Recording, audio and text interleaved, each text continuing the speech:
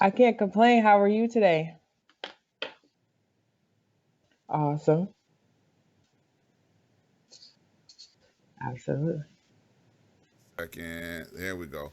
I say this on a regular because my audio was down, so that was a glitch right there, but that's okay. I caught it. I say that because it's my testimony. Because so many people are not here anymore that it's very difficult sometimes to see what's going on in the world, Hmm. I'm glad to still be here. I had relatives buried over the weekend, best friends that were cremated over the weekend, high school friend. I think I mentioned him last week. Hmm.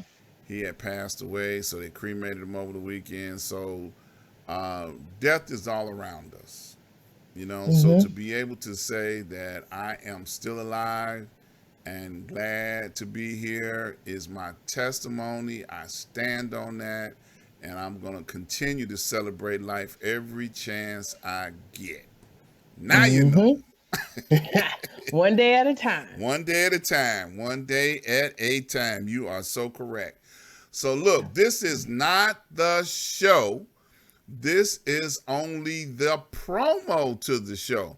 So, this is where you get a little taste of me and my lovely co-host, Miss Fiona. You get a little taste, get a tease, and then you can go tell somebody it's these two crazy people that's on the air each and every Tuesday from 5 p.m. to 6 p.m. Y'all need to check them out because they putting it down. Hey, I like Hey, that. I like that. yes, yes, yes, yes. So let me get this little speech that I make each and every time that we go live out the way. And then we're going to do a feature that we call our Black History Moment. Okay? So Miss Fiona's going to bring that to us in just a minute. So this is what I want to do. I want to say shout out to all of the healthcare heroes that are on the front line keeping our loved ones alive. These people have been working hard, keeping our family and our friends alive, and they've been doing it continuously year after year. They did it all through 2020, and now they're doing it all through 21 because Corona is still alive, you all. Corona is still killing people, it's still taking lives. So I encourage you to take this thing seriously. Do not go running back out there in the world because you took that vaccination and you think you superwoman or superman right now. Okay? Don't do it. Okay? Be careful, be smart about it because people are still dying. Okay? I wear this doctor shirt every time I go live in solidarity to all of our healthcare workers. Now, when we get an all clear, I'm going to do a wardrobe change and y'all get a chance to see me wear something else. But right now, I'm going to celebrate and be in solidarity to all of the healthcare workers that are out there on the front line. So please do not take this thing short. Do not sell yourself short. Don't come up with something that you ain't got to catch. Also, Hmm. by today being Sunday, I want to give a shout out to all of the pastors that are on the front line, that are doing their job, keeping us spiritually uplifted, keeping us spiritually aware of what's going on.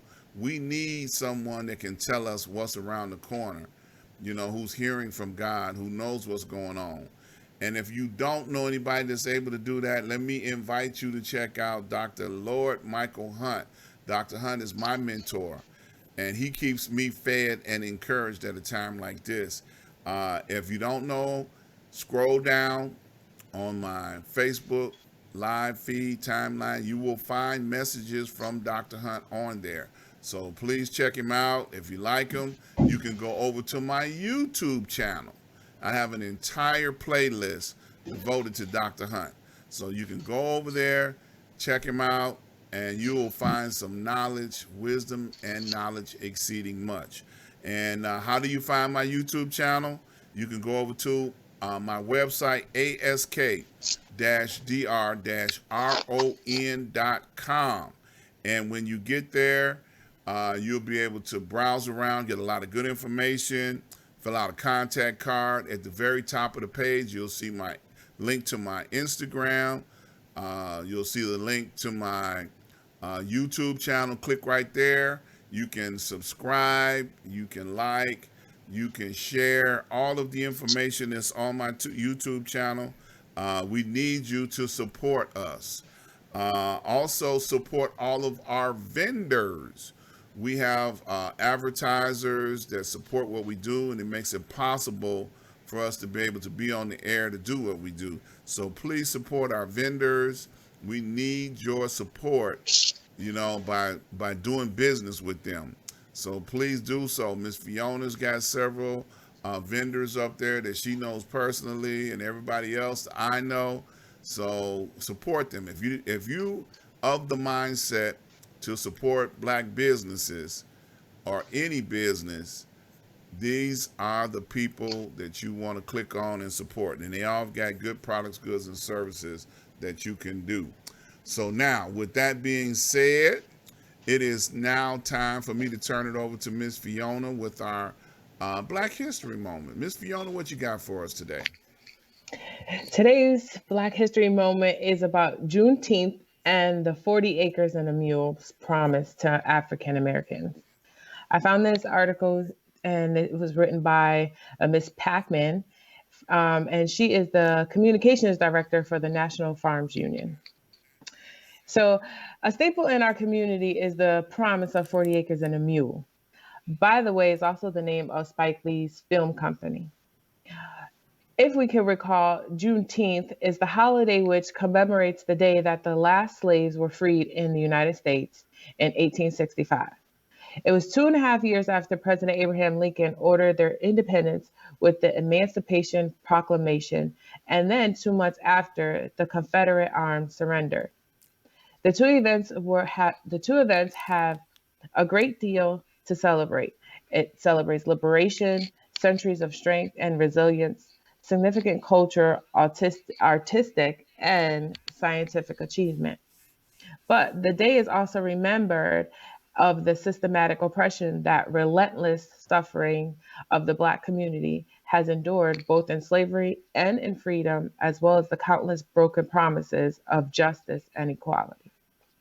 So, how did 40 Acres and a Mule arrive? It arrived from Union General William T. Sherman. His plan was to give newly freed families 40 acres and a mule, and it was amongst the most significant promise made and broken to African Americans. As the Union Army gradually took over the Confederate territory, there was a question as to what freedom really meant for the emancipated slaves. Without property, money, or an education, most did not have a clear or immediate path towards economic independence.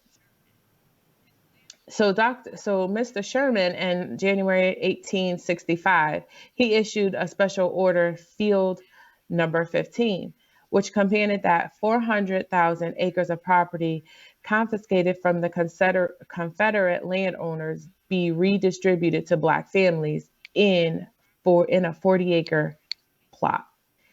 But that order was short-lived after President Andrew Johnson, who had owned slaves and publicly shared his beliefs of white supremacy. FYI, the value of 40 acres and a mule for the 440,000 freed slaves would be worth $640 billion today. This arrangement was highly marginally, and it was better than slavery because after the slaves were freed, they went into sharecropping. So over the past century, Black farmers lost most of the land, leaving just 45,000 operators and a mere 52% of African Americans owning farmland as of 2017. In ending, as a community, we have to continue to pledge our commitment to ensure that African American citizens are treated equitably in our criminal justice, education, healthcare, housing, and employment systems. After reading this, I was just going to sum it up to say that if we don't do it, nobody's going to do it for us. Amen. Yeah. And that's our moment. I'm sorry, go ahead. Yeah. No, I was gonna say, you're right on point with that. Um, it's so funny. I remember last year, number 45, said he did more for Juneteenth than any other president, which is his favorite line to say. Hmm. I did more for anybody because nobody knew anything about Juneteenth, because now I, tried to hold a rally on this day. Everybody knows about Juneteenth. I'm like, Hmm. really? Right. Thanks. But that's his own legend in his own mind. But Hmm. Juneteenth was highly celebrated in the state of Texas for many, many years. I knew about it. A lot of people did not celebrate it in the North as much Hmm. because they knew about it, but it was always a very small parade and a small ceremony here in the Chicagoland area and other places. And some places just never acknowledged it at all. But in Texas, because of the plantation owners in Texas, and how they kept people enslaved for 2 years without even allowing them to know that they had been emancipated, that's when the date became very prominent in the state of Texas. Hmm. So I constantly um, have been to Juneteenth celebrations in Texas. On and off, I would have shows where I would go down there and they would have like 2 weeks of celebration leading up to it. So it was very, very widely celebrated in, like I said, in Texas. So it was, a party. It Hmm. was a big celebration. So very good, very good. Thank you for sharing that Wow. with us. I like how you said it was celebrated more so in the South, because being from Connecticut, I didn't hear about that until I moved down to DC. Hmm. So Yeah. I that's definitely facts for me. Yeah, it's Hmm. actually in the Illinois state legislature right now, a bill. They got a bill coming out to make Juneteenth a Illinois holiday. So it'll Okay. be a day of celebration moving forward in Illinois if the bill passes. So it's on the floor. I saw it by State Representative LaShawn Ford, advertising that they are working on trying to make Juneteenth a national holiday. So I hope they successfully do that because I look forward to them, No. doing more things like that. You Hmm. know, because we Hmm. need we need to have, our own history embedded into our today. So our past needs to catch up with our today so people Hmm. can be more aware. I got to give a special shout out. We got Miss Karen Lyons tuned in from all the way from Australia. Hmm. She's on the line with us today. Hello. Hello, Miss Karen. Shout out to you all the way over in Australia. Welcome to the promo. This is not the show. This is only the promo for the show that we're going to be doing on Tuesday from 5 p.m. to 6 p.m. Now they got a big time difference over there, so you may have to get up early or stay up late. Not sure, can't remember what the time difference is, but I think you guys are behind us, so it's like morning time over there. So that's a beautiful thing. I've done a show with Miss Karen with Francisco a couple of weeks ago, so she know how wild and crazy I can be. And she tuned in anyway. So that's a Good beautiful job. thing. That's a beautiful Hmm. thing.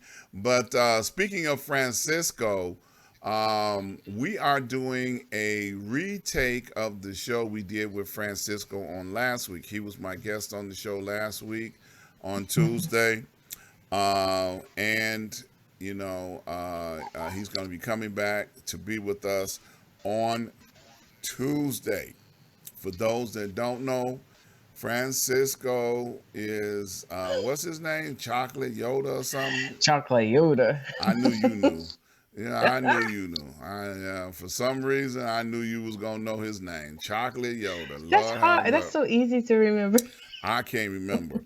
Miss Karen said, awesome info, 7:20 a.m. Monday today. So they're in Monday over there in Australia. Wow. So, I love it. I love it. And continue to come back. If I see you, I'm going to shout you out because I appreciate all that tune in. Once again, this is not the show. This is just an invite for you all to come and hang out with us on Tuesday at Mhm. 5 p.m. To 6 p.m. Central Standard Time. And I appreciate you all tuning in, being a part of what we got going on here. So we're going to get out the way and let y'all go back to enjoying your Sunday. Mhm. So be safe, be careful. Love somebody because you can never have too much love in this lifetime because you never know when it might be the last time you get a chance to love somebody. So share some love. So Miss Fiona, take us on out of here, Yes. please. Happy Spring Sunday, everybody. You know what? As I work with kids every day, smile. I have keep a smile on your face because kids they remember that. And see you on Tuesday.